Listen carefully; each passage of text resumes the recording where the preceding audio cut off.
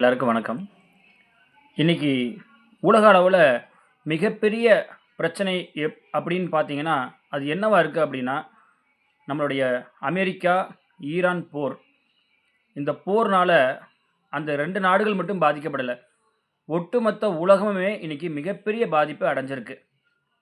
அமெரிக்காவினுடைய தாக்குதலால ஈரான் நாட்ல எண்ணெய் கிணறுகள், ஏராளமான எண்ணெய் கிணறுகள் இன்னைக்கு கொழுந்து விட்டு எரிஞ்சுகிட்டு இருக்கு. 2வது அந்த மக்கள் மிகப்பெரிய துன்பகரமான சூழ்நிலையில பாதிக்கப்பட்டிருக்காங்க. ஒரு பாட்டு, "போரே இல்லாத புத்துலகம் நீ கொண்டு வா" அப்படின்னு அஜித் அவர்களுடைய படத்துல வந்திருக்கும். இன்னைக்கு அதுதாங்க தேவ. இன்னைக்கு பைலேட்ரல் இஷ்யூஸ சரி பண்றதுக்காக பரஸ்பரமா உட்கார்ந்து பேசினாலே பல பிரச்சனைகள் சரியாயிரும். ஆனா அதெல்லாம் விடுத்து இன்னைக்கு இப்படி 2 நாடுகள் சண்டை போட்டுட்டு இருக்கிறதுனால, இன்னைக்கு உலகளாவிய அளவுல நெறைய பிரச்சனைகள் இருக்கு. அதுல முக்கியமா பார்த்தீங்கன்னா, நம்மள மாரி நாடுகளுக்கு வளர்ந்து வரக்கூடிய இந்த சூழல்ல, நம்மளுடைய பொருளாதாரத்துக்கு மிக ஆதாரமாக இருக்கக்கூடிய எல்பிஜி, பெட்ரோல், டீசல் போன்ற விஷயங்கள் நமக்கு கிடைக்காம மிகப்பெரிய பாதிப்ப நம்ம எல்லாரும் சந்திச்சுட்டு இருக்கிறோம். இருந்தாலும் மத்திய அரசாங்கம் ரொம்ப கஷ்டப்பட்டு எப்படியோ நமக்கு எல்லாத்தையும் கொண்டு வந்து குடுத்துட்டு இருக்காங்க. இந்த கஷ்டமான சூழ்நிலையில நம்ம நாட்ட சேர்ந்த நெறையா ஸ்டார்ட் அப் நிறுவனங்கள், தொழில் முனைவோர்லாம் என்ன செய்றாங்க அப்படின்னா, மாற்று எரிசக்திய நோக்கி கொஞ்சம் கொஞ்சமா ஆய்வுகள செய்ய ஆரம்பிக்கிறாங்க. அப்படிப்பட்ட ஆய்வுகள்ல ஒரு சின்ன தகவல உங்க எல்லாத்துக்கிட்டயும் நான் பகிர விரும்புறேன். அது என்ன அப்படின்னா, கம்ப்ரஸ்டு பயோகேஸ். அது என்ன கம்ப்ரஸ்டு பயோகேஸ்? எல்பிஜி சிலிண்டர் மாரியே பயோகேஸ நம்ம உற்பத்தி பண்ணி, அத சிலிண்டர் வடிவில மக்களுக்கு குறைந்த செலவுல வழங்கலாம். இதற்கு தேவை ஒன்றே ஒன்று தான், கால்நடைகள். கால்நடைகளோட எண்ணிக்கை இந்தியா திருநாட்டுல ஏராளம். முக்கியமாக மாடுகள். மாடுகள் வந்து லட்சக்கணக்கான மாடுகள் இந்தியாவுல இருக்குது. பால் கறப்புக்கு மட்டும் தான் மாடு அப்படிங்கிறத தாண்டி, இன்னைக்கு நமக்கு எரிவாயுவ குடுக்கக்கூடிய ஒரு கற்பக தருவாகவும் மாடு மாறியிருக்கு. அதனால மாட நீங்க எக்காரணம் கொண்டு கொல்ல அவசியமே இல்ல. மாட அறுக்கணுங்கிற அவசியமே இல்ல.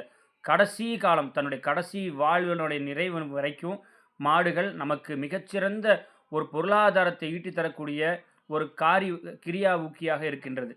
அதுபோலவே இன்னைக்கு நம்ம நாட்டுல மக்களால தேவையில்லாம கழிவுகள், பயோ வேஸ்ட் அப்படின்னு சொல்லக்கூடிய காய்கறி கழிவுகள் எல்லாமே வெளியில எறியிறோம். இத தனியாக ஆங்கிலத்தில சொல்ற மாரி செக்ரிகேட், அதாவது தனிமைப்படுத்தி, அதன் மூலியமாக வரக்கூடிய மீத்தேன் வாயு, கால்நடைகள்லேருந்து வரக்கூடிய வாயு இது எல்லாத்தையும் கம்ப்ரஸ் பண்ணி, இத நம்ம சிலிண்டர் வடிவில மக்களுக்கு வழங்கலாம், அரசாங்கத்துக்கு வழங்கலாம். இது போன்ற ஒரு அருமையான நிகழ்வுகள நம்மளுடைய இளைஞர்கள் இனி ஈடுபட ஆரம்பிக்கணும். ஏன்னா, இன்னைக்கு இருக்கக்கூடிய இந்த இயற்கை வாயு, பெட்ரோல், டீசல் எல்லாமே இன்னும் ஒரு 10 வருஷமோ, 20 வருஷமோ அதுக்கு பிறகு கண்டிப்பாக குறையத்தான் போகுது. இன்னைக்கு நம்மளுடைய நெடுஞ்சாலை போக்குவரத்து துறை அமைச்சர் திரு நிதின் கட்கரி ஐயா அவர்களுமே ஒரு நெறைய ஸ்டேட்மெண்ட்ஸ் குடுக்குறாரு. என்ன அப்படின்னா 2030க்கு பிறகு நம்ம நெறைய எலக்ட்ரிக் வாகனங்கள் தான் இன்னைக்கு நம்ம இந்திய சாலைகள பூரா அலங்கரிக்க போகுது. அந்த மாரி இருக்கும் பொழுது, நம்ம மின்சாரத்தில எப்படி நமக்கு தேவையான அளவுல எலக்ட்ரிக் வாகனங்கள இருக்கின்றோமோ, அதுபோலவே நம்ம வீட்டுக்கு தேவையான எரிபொருளுக்காக இந்த கம்ப்ரஸ்டு பயோகேஸ நம்ம உற்பத்தி பண்றதுக்கு நம்ம முயற்சி செய்யணும். இப்படி முயற்சி செய்யும் பொழுது, மகாத்மா காந்தி அடிகள் சொன்ன மாரி, "கிராம முன்னேற்றமே நாட்டின் முன்னேற்றம்" அப்படிங்கிற வாக்கிற்கிணங்க, ஒவ்வொரு கிராமத்திலயும் சின்ன சின்ன பயோகிளாஸ் பிளான்ட் போடும் பொழுது, அங்க இருக்கக்கூடிய கால்நடைகளுடைய சாணத்தின் மூலியமாக அந்த கேஸ நம்மளால உற்பத்தி பண்ண முடியும். அத கம்ப்ரஸ் பண்ணும் பொழுது, அத நம்ம சின்ன சிலிண்டர் வடிவில எல்லா மக்களுக்கும் குறைந்த வகையில நம்மனால அத சப்ளை பண்ண முடியும். இதனால கிராம பொருளாதாரமும் முன்னேறும். இளைஞர்களுக்கு லட்சோப லட்ச இளைஞர்களுக்கு வேலைவாய்ப்புகள் கிடைக்கும்.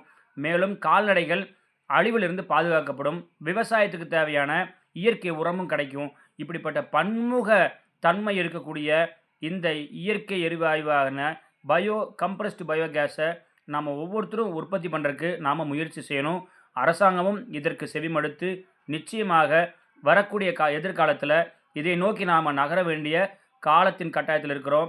சுயசார்பு பொருளாதாரத்தில இந்தியா வலிமைமிக்க இந்தியாவாக மாறும். வலிமைமிக்க பாரதமாக மாறும்.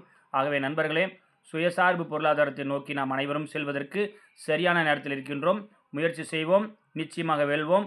வலிமையான ஒரு மிக்க நல்ல திறமையுள்ள தேசத்தை நாம் உருவாக்குவோம்னு கேட்டுக்கிறேன். நன்றி, வணக்கம்.